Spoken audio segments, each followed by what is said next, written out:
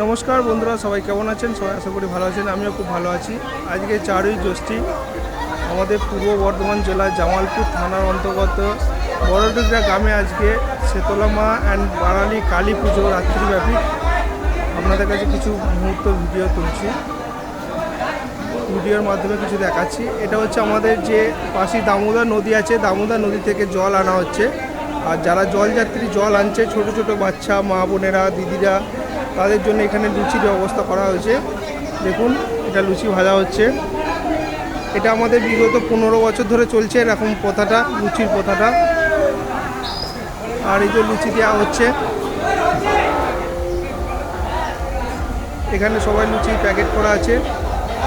আর এটা হচ্ছে কালী মায়ের বেদি, এটা কালী মায়ের বেদি। আর এটা হচ্ছে শীতলা মায়ের বেদি। দেখুন জল ঢালছে, জলযাত্রী এসছে, এরা ছোটো ছোটো বাচ্চারা সবাই মিলে সবাই জল ঢালছে। দেখুন জল ঢালছে সবাই, আপনাদেরকে সেটা ভিডিও বানিয়ে বলছি। আর এখানে একটা ছোটো আমাদের ভোলেনাথের মন্দির আছে, ভোলে বাবা আছে। জয় বাবা ভোলে বাবা।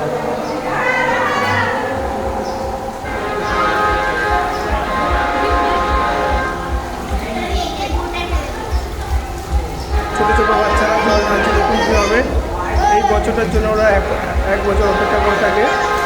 কবে এই জ্যৈষ্ঠ মাসটা আসবে, ওরা এই বাচ্চারা, পুজো পুজো বাচ্চারা সবাই জল ঢালতে আসবে।